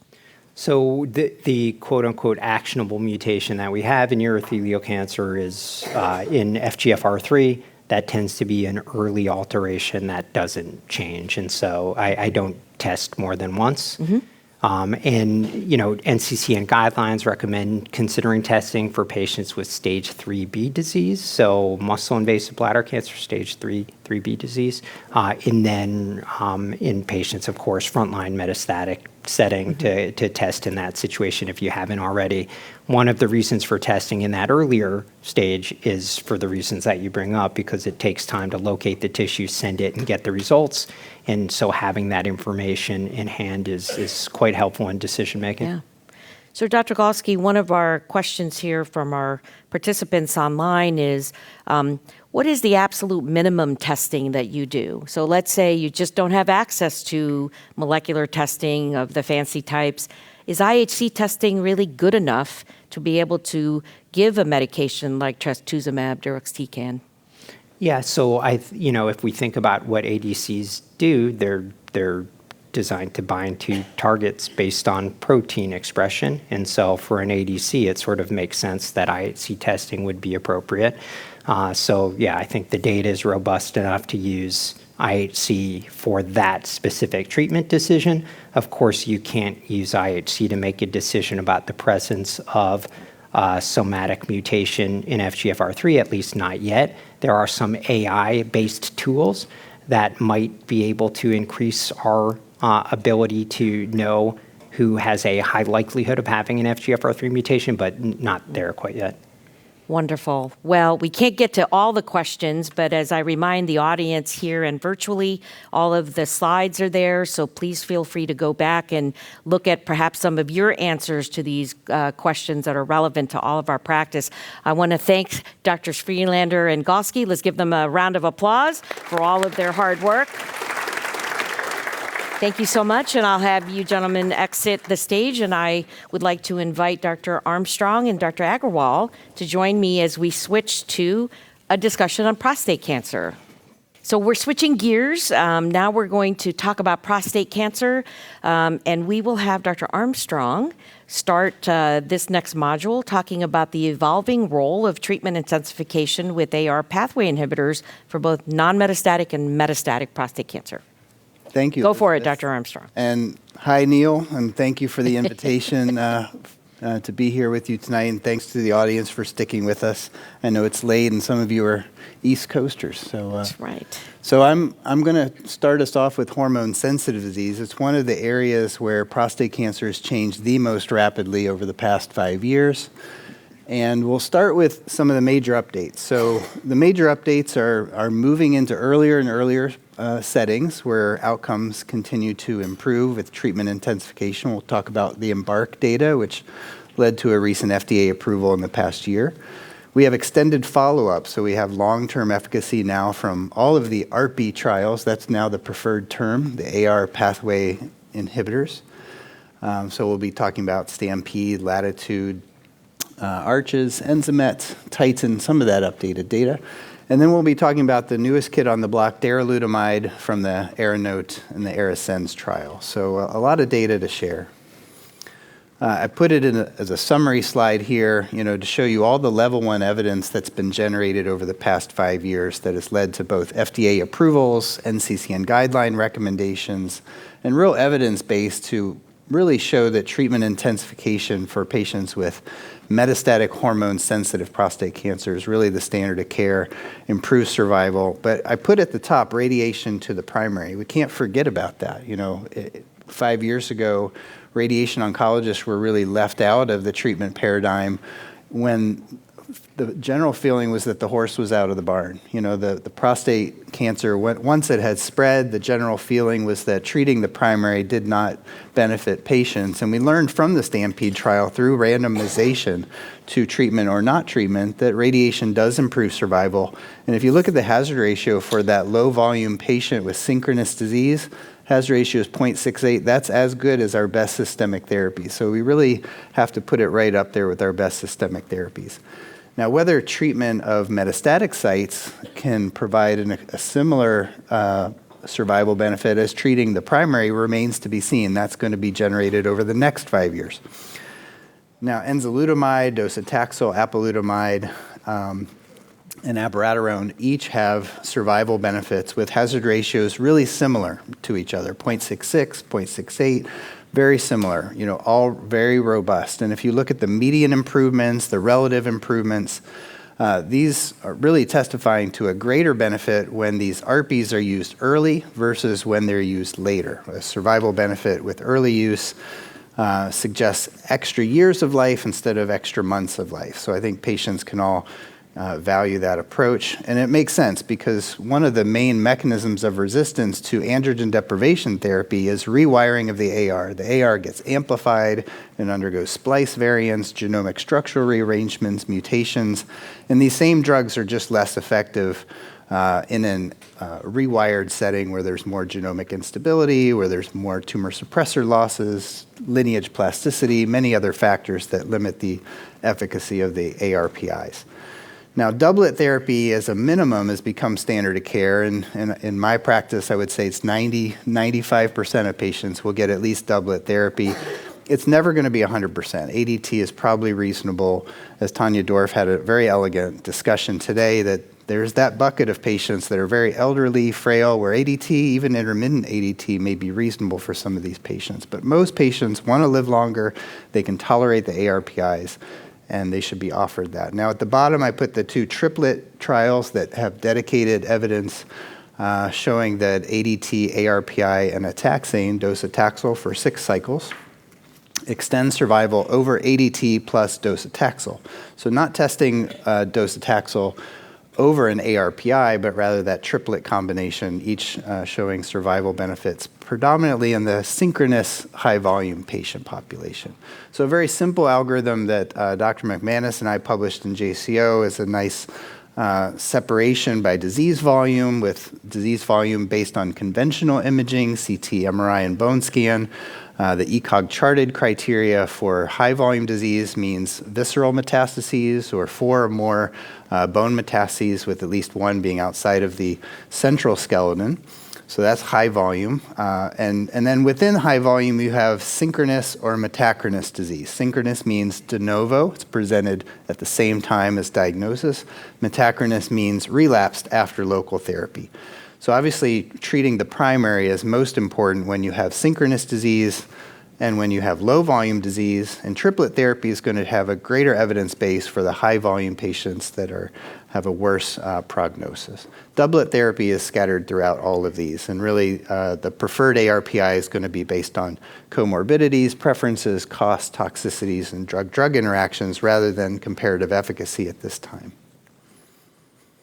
Let's move into the earlier setting. So all the success with the ARPIs in the castration-resistant setting, moving from metastatic to non-metastatic, and then into the metastatic hormone-sensitive setting, spurred the EMBARK trial, which is now one of the earliest phase 3 studies to take patients with no conventional metastases on imaging, CT, bone scan, MRI. PSA doubling time is rapid in these patients. Less than 9 months is really a predictor of a higher metastasis-free survival and a higher risk of death. And these patients all have relapsed disease, PSA that's rising after radical prostatectomy or radiation or both. And they're randomized to treatment according to either the doublet, ADT plus Enza monotherapy, or the traditional ADT monotherapy. Now, patients were treated for about 9 months. Once remission was obtained, defined by a PSA threshold of 0.2 or less, they went on a treatment holiday. So one of the great things about the EMBARK study is they didn't just treat forever. They gave a treatment holiday, and when patients had a relapse with a PSA that rose back up to about 5 with radical prostatectomy and radiation, they would resume the therapy. And this was a phenomenally successful study for its primary endpoint of metastasis-free survival and known surrogate of overall survival. The doublet therapy was probably the most successful arm. You can see in the upper curve that 87 versus 71% of patients were free of metastasis or death at 5 years. And again, this is with not continuous therapy. This is with a period of time without therapy.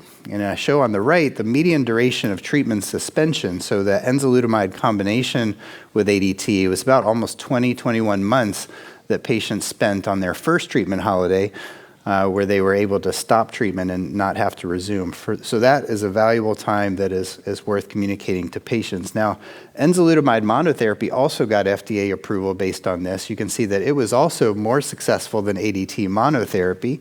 One of the limitations of enzalutamide monotherapy is that testosterone remains very high. So when you stop this drug, it has a relatively short half-life, and testosterone is going to be higher as a reflex.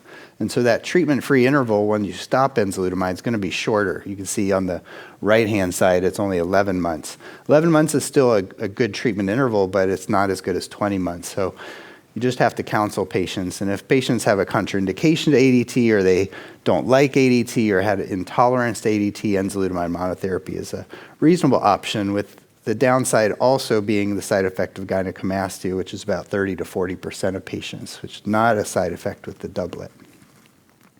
I would point out that leuprolide or ADT monotherapy is still a good choice for some patients. 50% of those patients treated with intermittent ADT in this non-metastatic setting are still alive and without metastatic disease 8 years later. So if you have a more elderly, frail patient, it's not unreasonable to counsel them about the risk benefits of any of these approaches. All of this new data has left us with more questions. We have questions about, well, what about PSMA PET positivity? You know, most of these EMBARK patients, if you look at that population, do a PET scan, about 80% are actually M1 by PET scan. How do we mash up some of our best approaches of oligometastatic radiation that we've seen from the STOMP trial or the ORIOL trial? Many of the studies that are presented today in posters, for example, showing that you can delay progression. The oral abstract in the CRPC session from Canada really showed you can double the amount of time with enzalutamide, just by radiating up to 5 metastatic sites. So how do we mash up those best approaches to benefit our patients and allow more patients perhaps to stop the systemic therapy and enjoy time and quality of life in remission without treatment? So a lot of that is ongoing. Another question is, are there biomarkers that can identify the patients that would benefit from triplet therapy? There was some provocative data from Stampede looking at various Decipher phenotypes. These are RNA expression profiles, such as the luminal phenotype, that suggests that some patients benefit from docetaxel if they have a proliferative phenotype. And so a lot of work is ongoing to identify those patients. Optimal candidates for prostate radiation, clearly the low volume patients are benefiting, but the PEACE-1 trial, not showing that data, very much a more modern randomization, abiraterone for all patients. It did support the palliative benefit of radiation to the primary, even for high volume patients. And many of those patients do benefit because you're preventing obstruction, you're preventing percutaneous nephrostomy tubes, you're preventing a deterioration in quality of life. I just want to put in a plug for some of the MDT therapy trials. The VA is doing a great job with this very large randomization in the metastatic hormone-sensitive setting to best systemic therapy, which is ADT-ARPI, versus that same systemic therapy with metastasis-directed radiation. And CRPC-free survival is the primary endpoint. I would say it's playing on the EXTEND study, which is one of the first randomizations to test MDT, where patients were given intermittent ADT and randomized to that combined approach or not. Many of these patients had their metastases identified on PET scans, and many of these patients were also receiving an ADT plus an ARPI, and you can see from these Kaplan-Meier plots that the combined therapy significantly delayed progression. So it's really an option for some patients, not in the NCCN guidelines. This is off-label right now. Well, and maybe before you provide all those updates in the interest of time, we may want to go and really learn about what you noted, which was darolutamide, Yeah. the new kid on the block, and what your thoughts are on perhaps informing our audience here. Let's go right to darolutamide. So, as we're seeing all the data I've already basically shown with abiraterone and the high volume and the low volume patients benefiting, we have data that these drugs work better in the non-metastatic setting. We have data from NCCN that suggests that abiraterone shouldn't be just used in the metastatic setting, but should be used in the non-metastatic setting. We have long-term data from all the ARPI studies. This is just ARCHES showing that patients are living longer. But the newest kid on the block, and I'm just going to go right to darolutamide, is this agent. So darolutamide is really a different chemical structure. It doesn't enter the blood-brain barrier. It's a very effective ARPI, binds to the ligand binding domain. It was first studied in ARAMIS, got FDA approval for non-metastatic CRPC, was studied as part of a triplet combination in ARASENS, was very successful, as you can see, with overall survival, and this was the initial FDA approval. You can see here that by disease volume, that triplet really was most efficacious here on the left, which is the high volume patients, much less efficacious in extending life in the low volume patients. But it did so without a lot of toxicities. This was really a very successful study where the darolutamide really didn't add a lot of toxicities to a hormonal therapy regimen. So ARANOTE was really the first darolutamide doublet study. This was largely conducted ex-US because we'd already established many of these ARPI benefits in the US and we had these drugs available. Darolutamide versus placebo, very similar to many of the phase 3 studies that have already been conducted. This was a global randomized trial that was largely de novo and high volume, but had a good mixture and diverse patient population, as you can see here. Now, ARANOTE, this was published in JCO by Fred Saad. He just showed me today that he got a letter from the JCO editor. This is the most cited paper in JCO of the year. So this obviously has caught the attention of the global community. It's been adapted into NCCN guidelines largely because of this slide, showing that darolutamide significantly reduced the risk of radiographic progression or death by 46%. So that's a real home run for patients who can receive this agent over ADT. This is not surprising. We know this is an effective agent. This data mirrors many of the trial that I've already shown on the first slide. We have benefits, though, regardless of disease group, regardless of age, regardless of race, regardless of geographic localization, regardless of Gleason score. I think the most impressive data, and probably why this is so highly cited and of interest, is the clean toxicity sheet. So here we're seeing darolutamide with very few toxicities above a placebo, with hot flashes and fatigue probably being the predominant ones, slightly increased risk of fracture. We know that long-term hormonal therapy can promote bone density loss, osteopenia, osteoporosis, but really no cognitive effects, no falls, no increased risk of significant fractures, and no drug rash, which is kind of a liability for some of the other agents. So really exciting. That's accompanied by time to CRPC delays, time to pain progression. And so this suggests that we now have many choices when we're facing our patients. And I put up here just like one final slide as you're in the clinic trying to make a choice between, you have abiraterone, which requires prednisone, has mineralocorticoid excess. Liver and electrolyte monitoring is required, a lot of cardiovascular risk, as you've heard. But on the other hand, it's become cheap and generic. There's a food effect, which can really reduce the price by 75%. It is safe and very effective and probably has the longest term safety data. The utamides, all the AR ligand binding domain inhibitors, there is no prednisone required. There is still exercise and bone density monitoring required to really minimize risk. There's still a little bit of hypertension, but not as much of those cardiovascular risks as you see with abiraterone necessarily. All can be safely given with radiation, by the way. Well, and maybe just to, I think in the interest of time, I want to make sure we have, because there's some burning questions from our medical oncology respondents. And I'll tell you the one that's the burning question. And again, all the slides are available to all of our participants. It's this top one.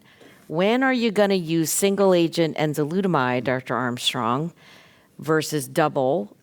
Or in what scenario are you making this in a biochemical relapse patient who's actually doing just great after you just told us all about these different side effects that we can expect? So my default has been to offer the doublet, but that doesn't mean that every patient fits that bill. Some patients will have had a prior experience with ADT, and some patients will have had a miserable experience with ADT. And for that patient, enzalutamide offers a choice of an alternative, a more effective alternative than ADT, in fact. You Dr. have to- Agarwal, Yep. do you agree with Dr. Armstrong? I always agree with him. Okay, that's probably the right answer. That's why we call him the mayor. But to put you a little more on the spot, in what scenario do you ever give single-agent enzalutamide in this group? That's you. Me? Yeah. That's you, Dr. Agarwal. So I have a lot of patients, especially on the younger side, who are very nervous about starting ADT, and they start one injection, have severe side effects. In those patients, if they realize, as Andy just said, these patients have very high testosterone levels if they're getting enzalutamide. So I start them on enzalutamide, hold off on ADT injection, and tell them, if you have side effects, you stop and you recover from the side effects within weeks, if not days. So I think this is very comforting to our patients that you can recover from the side effects very quickly. So those are the cases. Yeah. Well, that's, I think, a helpful suggestion for sure. So, Dr. Armstrong, you talked about all the different side effects. Here's one respondent who was worried about gynecomastia with enzalutamide. Is that something you're seeing, especially in this, M0 kind of scenario here? What are you suggesting, or what are you counseling these men? Yeah, if you look at the EMBARK follow-up, you're talking about 8 or 10 years where they're on these doublets or singlets. So enzalutamide monotherapy on or off for that long of a period of time, the report of gynecomastia is nearly half of patients. And so even painful gynecomastia in 20-30%. So prophylactic breast radiation is very low radiation. It's very safe, it's very well tolerated, and it's best in the preventative setting rather than in the reactive setting. So I have that discussion up front. And so I would consider it prophylactically. Some patients who don't want to consider that, I've occasionally prescribed tamoxifen, but again, that's like giving 2 drugs. Most patients don't want more pharmacologic therapies, but that has been shown to reduce the risk of gynecomastia. And you may want to comment about this replacement of enzalutamide with daro. Maybe comment on already the existing daro indication. Yeah, so darolutamide as monotherapy was studied by Matt Smith in an early study, and gynecomastia was a problem there too. So you don't get out of the woods by switching. It's a thought. It's a thought. But yes, I think that's helpful to know. And I think a lot of the questions we're seeing from our medical oncology colleagues are about toxicities, because we do see so many more prostate cancer patients than perhaps bladder cancer in our practice. I think we are very mindful that we don't want to make patients feel worse when there are other options. So same thing here, many patients do not tolerate the full dose. Do you start high and go low, or do you start low and go high? Dr. Agarwal. So like any other anti-cancer therapy, dosing matters. So I never preemptively reduce the dose of any drug. We always start with the recommended dose and then monitor closely. So if elderly patients are there with 75 years plus and who I think are at a high risk of fall, fatigue, I monitor them closely and reduce the dose if they have those symptoms. But I don't preemptively reduce the dose. Dr. Armstrong? I agree with that. Now, there are patients who may be older but still very fit, and you may have younger patients who don't exercise at all. So you do have to be careful, and it's more about biologic age and frailty indices than the actual age. But yes, usually it's the older, more frail patients that I'm more worried about, but I agree with starting with the recommended dose and then backing off, because a lot of patients will surprise you. They'll be motivated, they'll start proactively going to the gym, taking their calcium and D, and a diagnosis of recurrent prostate cancer or metastatic disease can really change somebody's life. Well, and I'll just say I completely disagree with both of you. I actually have a different practice where I start at half dose and I go very slowly, and the men feel they're in control, and if they can tolerate it for a couple of weeks, they're happy with the dose escalation, and we're very proactive in that management.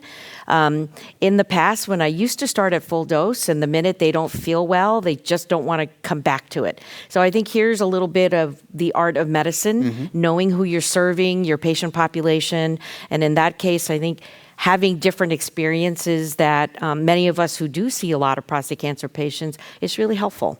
Yeah. And here, I think this is pressing the question, is there any ARPI that stands out as the best in class? Dr. Armstrong. So the efficacy of these ARPIs have never been compared really head-to-head outside of a small Canadian study which showed that ABI and ENZA had pretty identical efficacy in the first-line setting and for survival. There is suggestions, if you just look across hazard ratios, for slightly different relative differences, but in terms of overall survival, we really don't have head-to-head comparisons. Best in class from a patient-centric perspective would be about toxicity, therefore. So, of course, we have to follow the evidence, and if we have an ARPI, and if you have choices where there's equal efficacy, I think you fall back onto the availability, cost, and toxicity is really what's driving most patient selection. I think darolutamide probably has the best-in-class toxicity if I had to pick one. Well, and I think a question from the audience, and certainly the three of us have published on this topic as well, of just we're talking about treatment intensification. Your first slide is a terrific information slide for all of you to always go back to, but the reality is treatment intensification is not happening as widely as we'd like, despite all the level 1 evidence. So I think events like this is really important to sort of solidify that, but thoughts on sort of the lack, it's not even close to 50, 60%. So what are your thoughts on how we can do better? I think that data that comes from community, identifies certain patient factors like where you live, rural versus urban, who you get seen by, a comprehensive cancer center versus the community, your access to care, who you see, medical oncologist versus urologist. There are certain predictors of that lack of treatment intensification. That is improving. Every time I see the data, it continues to improve. I don't think it'll ever be 100%. Even in the academic, ivory tower, it's not everybody that we see is perfect for doublet or triplet therapy. So I think probably a sweet spot will be 80 to 90% ideally. But the patients that we see, they're already self-selected for being able to drive to our academic centers and consult with us. And those in the community who may have financial barriers, may have structural barriers, may have more comorbidities, I don't think it's going to be for everybody. Well, I'd just like to add, please. We are presenting in ASCO GU, Dr. Swamy is the lead author, that the intensification has reached up to 77%. In Flatiron data set, which is mostly medical oncology data set. But this is very comforting to see reaching up to 80% now. Yeah. I agree. Yeah. And I think that's with a concerted effort with meetings like this and grassroots efforts to really inform our colleagues. To that end, when would you use a triplet? As Dr. Armstrong has mentioned, Dr. Agarwal, do you give triplets versus doublets? And in what scenario do you do either? A very small number of patients who have liver metastasis. These are 7 to 8% patients. And I'll be honest with you, if I see this P10 loss, RB loss, P53 loss, so if I see RB loss alone, I usually go with docetaxel. If I see both P53 and P10 loss, I go with docetaxel. So there are 20% of patients in my clinic who get triplet. Otherwise, I think ADT plus ARPI are pretty good for all category of patients, as also shown by the STOP-CAP M1 database today by Dr. David Fisher. Right. Yes, that was a terrific discussion, and thank you both so much for answering, these types of questions. We are going to move on to the last module of the evening. Thank you, all of you, also virtually still remaining with us. because we had a wonderful talk from Dr. Agarwal today, and he'll educate us again on the optimal integration of PARP inhibitors in this scenario in prostate cancer. Dr. Agarwal? Thank you. And thank you, Dr. Love. We miss you here. We always like to see you, but hello from the distance.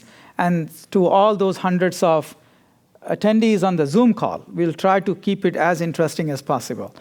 So this is about PARP inhibitors.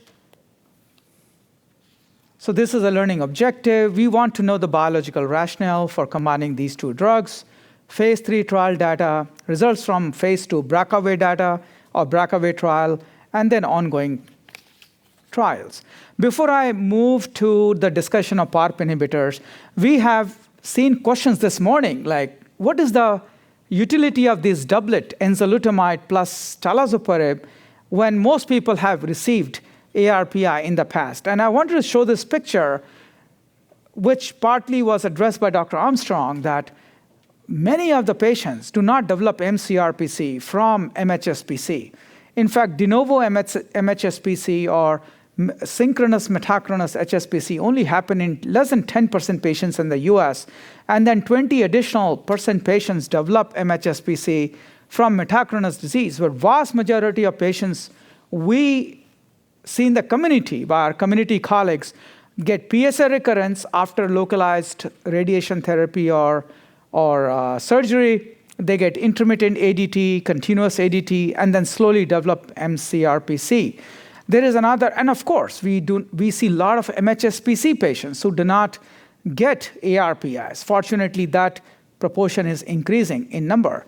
But now we are going to see a wave of new type of patients who got ARPIs for a limited duration in the past. For example, a STAMPEDE trial, 2 years of abiraterone, or 2 years of enzalutamide, darolutamide, apalutamide in various trials combining these agents for radiation therapy. And many of these patients, I would say about 50%, just an estimate, will not recover their testosterone after this initial therapy and will develop mCRPC without really progressing on an ARPI. So I think there is going to be a substantial number of patients who are going to be candidates for ARPI treatment after onset of metastatic CRPC. That doesn't mean we should not think about intensifying upfront, but that also means we will continue to have the role of ARPI in the mCRPC setting in the near future. I would like to talk about this second slide really quick before going to the PARP inhibitors. One of the reasons combination therapy or combining therapies work in metastatic prostate cancer is because these patients get 2 therapies instead of 1 therapy up front. And as we can see here, almost 10,000 patients. It is disheartening to see that half of the patients don't receive the subsequent line of therapy. We have more than, I think, 7 or 8 drugs approved in mCRPC setting. And really in the US, we are seeing only 1 systemic line of therapy being received by our patients with metastatic CRPC. So again, combination therapy works, whether it is MHSPC setting, as Dr. Armstrong described, or early on in mCRPC setting, because we get to have these patients receive both the 2 therapies or 3 therapies together. So let's look at the PARP inhibitor ARPI. Why should we combine them? There's preclinical evidence, and the way I explain to my patients, you block the AR with enzalutamide, darolutamide, apalutamide, and AR basically calls PARP to help itself, and PARP comes to the support of AR. So PARP works as a support system for AR. So if you block the AR with ARPI, and at the same time block the PARP with PARP inhibitor, that can lead to an onset of BRCA-ness, if you will, where patients do not necessarily have these HRR gene alterations, but they can have a functional BRCA-ness. And again, preclinical evidence, so it's not phase 3 trial, but I'll show you some phase 3 data in a moment. So these are the phase 3 trials, one of them led by Dr. Armstrong right here. One is Magnitude, and last is STALA-PRO 2. And this is the PROPEL trial result, we saw that patients were randomized, very similar to TALAPRO-2, which I discussed this morning. Patients of newly diagnosed mCRPC randomized to abiraterone plus olaparib versus abiraterone plus placebo. The primary endpoint was met. Radiographic progression-free survival was 8 months longer. The overall survival was about very similar to TALAPRO-2 trial, I would say. It just did not meet the pre-specified statistical boundaries of statistical significance. But again, proof of principle, we are seeing very similar trend in an all-comer patient population. And if you look at the HRR mutation positive versus negative patients, we are seeing some benefit in patients who do not have HRR mutation, maybe not as striking or as similar to, magnitude trial is different, so I'll come to that trial in a moment, but very similar to what we see with TALAPRO-2 trial. Side effects, mostly nausea and vomiting. I don't let any patient go home with anti-nausea medication when I'm starting them on olaparib. This is the magnitude trial. It was a different trial. It was basically two trials. Patients either had HRR mutations by tissue testing or did not have HRR mutations. And in patients who had who did not have HRR mutations, pretty much there was no benefit, and trial was halted early. Patients who had HRR mutations present, BRCA1 and BRCA2 mutation positive prostate cancer patients showed the maximum benefit. It was not as strong as we saw with the PROPEL trial as far as all HRR mutation positive patients were concerned. So looks like there may be a difference in the efficacy as far as abiraterone-niraparib combination is concerned versus abiraterone plus olaparib is concerned. And we know there was a 33% dose reduction of niraparib up front, and we know dosing matters with PARP inhibitor. We are not sure what happened. Across the trial comparison is not fair, but we see less magnitude of benefit with niraparib-based combination. As I said, HRR negative patients did not have any benefit, and now we come to the final analysis. Most of the benefit was basically seen in the BRCA1 and BRCA2 patients. This is a pre-specified analysis adjusting for the baseline factors, and it shows benefit in BRCA1 and BRCA2 positive patients. One of the unique side effects, in addition to what we see with PARP inhibitor, is cardiovascular side effects, hypertension, arrhythmias, but they are happening in very small number of patients. So niraparib remains a pretty good, well-tolerated drug like any other PARP inhibitor. Coming to the TALAPRO-2 trial, we published these results last year after the RPFS data. Now I'm going to show you the updated data from today morning, which I presented this morning. But this is the overall trial design. All-comer patient population, very similar to PROPEL. They were randomized to talazoparib plus enzalutamide versus placebo plus enzalutamide. I think the big difference was the addition of these HRR mutation positive patients in the end, and I think that allowed us to better elucidate the magnitude of difference in patients who had HRR mutation positivity. All these patients had prior tissue testing, so prospective tissue testing done. That was a difference from the PROPEL trial. And radiographic progression-free survival was the primary endpoint. Overall survival was the key secondary endpoint, which was alpha protected, meaning it was statistically powered for overall survival. We see that 100% of these patients had tissue testing done. BRCA1 and BRCA2 positive patients only comprise 7% of these patients. There is no way BRCA1 and BRCA2 mutation were driving the survival benefit here. We can see radiographic progression-free survival is 13 or 14 months improved. That's quite an improvement in radiographic progression-free survival in this all-comer patient population. 19.5 months versus 33.1 months. Please note that in the PREVAIL trial, which led to approval of enzalutamide, the median PFS was 21 months or 20 months, if I'm not mistaken, very close. So this is an all-comer patient population, and basically adding 14 months to that. It's quite impressive in my view. Overall survival data showed positive overall survival benefit, more than about 9 months of improvement in survival, which is, again, quite striking. And we decided to better elucidate the efficacy of this combination in HRR positive versus HRR negative patients. So we did the stringent testing by both ctDNA and tumor tissue, and we saw in patients who did not have BRCA1 alterations, there was a 25% reduction in risk of death, and patients who did not have any HRR alterations, there was about 22% reduction in risk of death, although we can argue that confidence interval crosses 1 in the HRR alteration negative patients, but this is a post hoc analysis to inform practice. The trial was not powered for this group. So I think there is benefit here. We just need to know who is benefiting better. And coming to the side effects, we did not see any new MDS AML, which was quite nice to see.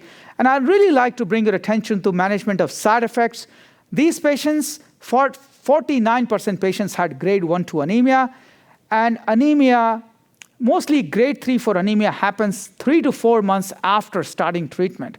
So what I do CBCs every month. Patients who are actually trending down to grade 3 for anemia, I tend to decrease the dose of talazoparib before they hit grade 3 for anemia. In the trial, we were not allowed to do that. And that's why we see a lot of grade 3 for anemia. But in real practice, we can easily reduce the dose in those patients, basically personalizing medicine before they develop grade 3 for anemia.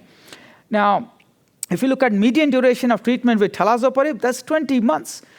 It's quite long, with only 8% patients or 8.5% discontinuing talazoparib due to anemia. So I think the side effect of anemia is pretty well manageable as far as we follow these patients every month for first 3, 4, 5 months, and we know who needs to decrease the dose. I will not decrease the dose preemptively because half of the patients never develop grade 3 for anemia. So overall conclusion, increased overall survival, maintained RPFS benefit, no safety signal, so good treatment option. This is a summary of the trial for your own record. I will not go through this. Basically, this shows overall survival benefit in the TALAPRO-2 trial. I would like to bring your attention to the BRCA-weight trial. We conducted this trial before all of these phase 3 trials were started. And why I'm showing this phase 2 trial, which is pretty small investigator-initiated trial, because that shows that combining is so much better, at least suggested by this trial data, than sequencing of these patients. So again, small trial, 20 patients in each arm, 20 patients got abiraterone, 20 patients got olaparib, and 20 of these got abiraterone plus olaparib. First of all, and this is progression-free survival, I would skip this. Let's see this. So abiraterone patients were switched to olaparib when they had disease progression. Olaparib patients switched to abiraterone when they had disease progression. And please note, half of these patients could not switch. We lost those patients. We are still getting into this detail on why only half of the patients were able to switch to second line of therapy. Assuming 100% patients switched, because this is half of the patients, almost 8 to 9 patients, they switched. Even if you assume everybody switched, the combined PFS of sequencing is 16 months. But look at the arm 3 where abiraterone was combined with olaparib. That's 39 months. And I think these data really help me grasp the magnitude of or the benefit of combining rather than sequencing. Not only we lose patients, but I think there has to be some synergy as far as attack on the tumor biology is concerned. So with that, I would like to conclude my discussion by saying that this is just a start. TALAPRO-3 trial data will be coming soon.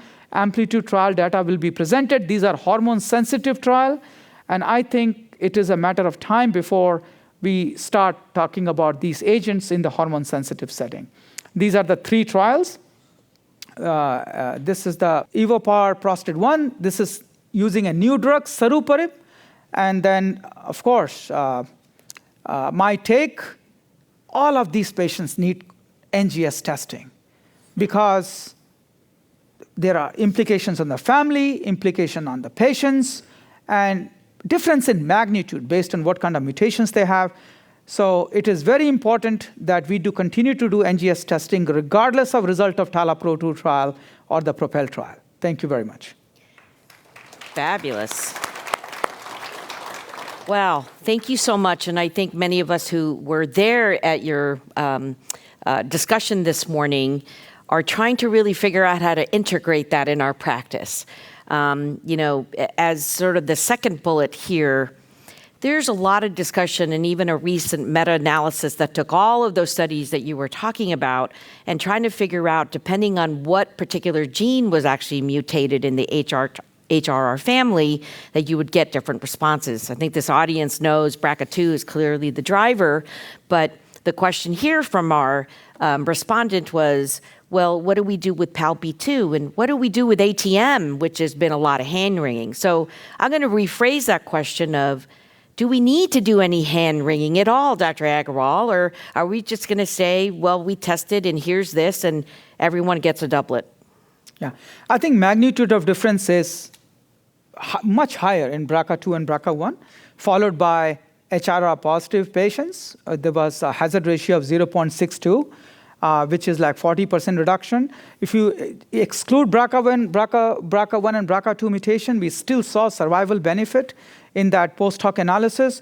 So my take on this, BRCA1, BRCA2, PALB2, RAD51, there are many genes. CDK12 hazard ratio was 0.5, so I'm using it in CDK12 positive patients, which is a very common gene mutation. Regarding the ATM, I have seen responses, but ATM is such a large gene. If it is a small mutation, may not affect the function of the gene. But I think we will hopefully show some compelling data in ASCO, which is only a few months away. And I think we'll have a better information on what to do in ATM-positive patients. But for now, I will continue to use it in all patients who are HRR mutation positive. Mm-hmm. Dr. Armstrong? One little thing I'd like to just add, which I totally agree with, is that we've learned that some of our DNA repair alterations that we detect by ctDNA are actually CHIP, clonal hematopoiesis of indeterminate potential, which is a false positive. It's an age-related alteration in your hematopoietic stem cells, and that's a risk factor for myeloid leukemia, COPD, coronary artery disease, MI. It's very important to that patient to detect CHIP, but it's very important not to inappropriately give a PARP to a patient that has ATM CHIP or CHEK2 CHIP. I think we had a poster today that suggested somewhere between 25 and 33% of all of our DNA repair alterations are not in the tumor. So I think if you find a low-level variant in the blood, like plasma, and it's ATM or CHEK2 particularly, that you could look for a myeloid chip panel, rule that out, or do some orthogonal tumor testing to see if it's really in the tumor, and that might help you avoid, therapies that may do more harm than good for some patients. But I'd just like to add. Yeah, go ahead. CHIP filters are being used now in multiple commercial testing. Exactly. So our colleagues in the community, Dr. Armstrong runs a lab in this area. His expertise is hard to match. Even I don't have the depth of understanding you have, Andy. But many of my community colleagues who are seeing all 100 different types of cancer types, it's very difficult for them to figure out how to differentiate CHIP. So fortunately, now CHIP filters are being applied by most of the CLIA certified companies, and you will not have to worry about false positive ATM and CHEK2. Mm-hmm. Yeah. But I think it's great knowledge that you can also then advocate for your patients, and you can ask, when I do this testing for my patient, is there a CHIP filter being added, and where does that lie? So I think that's information that's really good, for all of us. Part of the discussion also is we talked about somatic testing, germline testing. Dr. Agarwal, did you want to comment on, do you do both? Obviously, you made a statement today that metastatic prostate cancer patients should, and go ahead. Thoughts? We just got the ASCO guidelines out January 9th. Please have a quick look at the paper, nice summary of the recommendations. We wanted to make it very simple. Please do germline testing and somatic testing for every patient with metastatic or locally advanced prostate cancer, so that we don't miss those devastating germline mutations, which can be present in 1/3 of patients with BRCA1, BRCA2, and many other mutations. And we can save lives by doing germline testing in the family members who are really young and healthy right now, but they will develop breast cancer or ovarian cancer if you don't detect them. So yes. Yeah. Well, And I think we've touched on the first one there just in terms of what do we do. And, that's still a big take home. Come Monday morning when you're seeing your newly diagnosed MCRPC patient in good shape, are you going to be doing the combination? You didn't maybe even get the molecular testing results back. So I think it's an active discussion. Dr. Agarwal, how do you plan on sort of implementing that in your group? Yeah. So I'm using the FDA label. We all have to. So I'm using it in HRR positive patients. And let's see what regulatory bodies decide. And once we have the drug available, then we will have more discussion about who should be treated with this. So for now, HRR positive patients. Yeah. And I think that's a really important messaging that, again, there's all this tremendous amount of data, but come in clinic Monday morning, just know, we could try it, but I think insurance and FDA approvals, all of these really, really matter. The other question is... If I may add, we are Please. actually trying to see who benefited. So in ASCO and ASCR, we had an abstract. It looks like patients who have AR activation, or for some reason AR is under stress, meaning they are more reliant on PARP, they seem to be benefiting, but very prelim manuscript has to come out, and then that may further help. Yeah. Yeah. No, that's really great. The next question here from our survey respondent, what are the practical applications really of the finding of these trials? And, well, in a way, to your point, are they really exposed to ARPs, and does it really matter the when and the length and so on and so on? So it's a very long type of question, but does it matter that you stop for toxicity? Does it matter that you progress? Does it matter that you've been on it for 3 years? Thoughts? I'll keep it simple. Anytime we are thinking about starting an ARPI, regardless of whether we should combine PARP inhibitor or not. So in my practice, if a patient had not had progression, so I don't really care as much for exposure. I say, did they progress on an ARPI? So if somebody had got abiraterone and developed liver enzyme elevation 6 weeks after starting abiraterone, and we had to stop abiraterone, and we didn't do anything else, we see patients like this, or who got 2 years of treatment with abiraterone in a stampede trial fashion with radiation therapy. When they develop MCRPC, they have not really progressed on an ARPI, so I consider ARPI for them over docetaxel chemotherapy. But patients who have really been failed by ARPI or did not have any response to ARPI, just blew through ARPI, I'm not going to use another ARPI in those patients. Mm-hmm. So I think there is a difference between exposed versus progressed. Mm-hmm. Yeah. Dr. Armstrong, you're embarking away in your clinic. Thoughts? I'll put in a little plug for Alicia Morgan's trial testing patients who have had prior ABI. Mm-hmm. They're randomized to talazoparib or talaenza. And so we'll learn from that trial, it's called the TALENT study, the answer to this question of what do you do for the BRCA patient who's progressing. I mean, outside of a trial, I would talk to that patient about ARPI switch and adding a PARPI, but we don't have strong evidence. Neeraj's trial had 6%, I think, prior ABI, so it wasn't a lot of patients, and although that 6% still did a bit better with the combination. Enza after ABI has about a 1/3 response rate. So it wouldn't be wrong to give it, give 2 drugs that are both potentially active just to fight for your patient, but you'd have to go in with both, with an honest discussion and informed decision making. That it's a gray area of medicine. Yeah. So another question here. You have a 63-year-old with germline BRCA2, was put on ADT and Enza, has metastasis to the bone, but couldn't tolerate that Enza. So now you've got new bone lesions. What do you want to do next, Dr. Agarwal? As I said, if they have not had disease progression on prior ARPI, I will offer them ARPI. Okay. Yeah. So here, if he did progress? And if they did progress, then of course, I will change the class of the drug. I hope docetaxel is there for 2 decades now. But I hope that we have lutetium-177 approved based on the PSMA4 trial. I know we may be hearing about that soon, so that may be another option. And definitely, patients who have BRCA2 mutation, olaparib is an option. Mm-hmm. It works beautifully. Irucaparib. they can add years to survival. So I wanted to mention PARP inhibitor in the last, just to mention that they are probably the most effective drug for patients who have BRCA2 and maybe BRCA1 mutation. So I'll use that.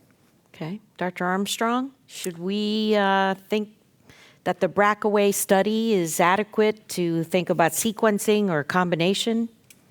I think BRCA addressed the, in a randomized way, sequencing. Didn't have a power to look at survival. It was PFS endpoint, PSA endpoints, but it was compelling because of the dropout rate that you see, that patients, when they progress, there's morbidity and mortality associated with progression. So the goal of patients is to stay alive and keep their progression at bay. And so the combination is really important.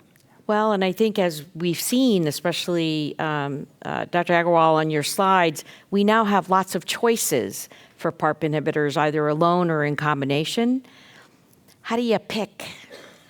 In reality, for the combinations, we will be picking up the combination based on the backbone ARPI. That's my feeling. Mm-hmm. Okay. So if a patient has received abiraterone for 2 years and you're choosing enzalutamide, then enza can only be combined with talazoparib. We don't recommend mixing these ARPI plus PARP combinations. If you choose abiraterone for a patient who has never seen any ARPI, obviously, niraparib and olaparib are good options. Mm-hmm. And then drug interaction, copay, and so many other factors kick in our decision-making, which often force us to make a decision for one of those combinations. Mm-hmm. So I think it's a backbone ARPI choice, which is going to be defining, in most patients, the choice of the combination. Dr. Armstrong, does it matter that you take less pills with a few of these because they're a combination? I'm sure some of our audience members may want to know your opinion on that. Or doesn't it not matter? Do you bring it up at all? Yeah, my first mantra is efficacy and survival first, and safety is really important as part of the second piece of that equation. Mm-hmm. And I think, across the PARP inhibitor trials, you see very striking similar efficacy, at least for the PROPEL and TALAPRO trials. For the magnitude study, I think you alluded to this in your jokes about the lack of magnitude. You don't see as much. And so that would not be my default choice, and I have yet to use that approach. Now, you do have some patients who can't take the pills, but it's hard to adjust combo pills, because you don't know which toxicity you're having sometimes, and again, that combination may be less effective and more toxic than alternatives. So in a particular mutation for this oncologist asking us, let's say it's ATM, do you say pass and just do something else like chemotherapy?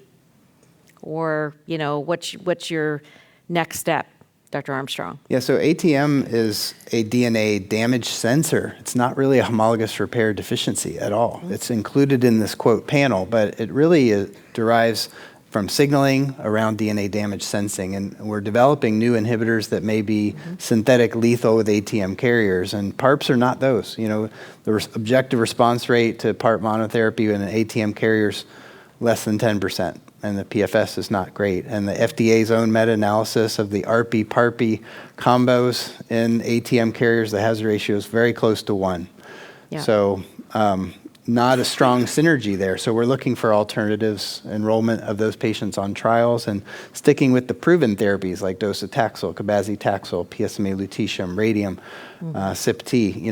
All of those can benefit those patients. So Dr. Agarwal, I'll ask you the last question before we adjourn for the evening. This is a question from our audience. If a patient isn't tolerating one of the combinations, you try the other? It's tolerating or not tolerating? Not tolerating. So if you're not tolerating one, do you switch? You're not Of course. progressing, do you switch? If not tolerating, it's easy decision. Yes, we Okay. switch. Yeah. How about you, Doctor? I said he was going to have the last word, but go ahead, Andy. Well, yes, I agree with him. Neeraj is always right. That's absolutely wonderful. Well, thank you all of you in the audience as well as our attendees virtually. I also would like to personally thank Neil Love for having all of us, including our 2 bladder colleagues earlier, to spend the evening with all of you. Thank you so much, and have a good evening, everyone.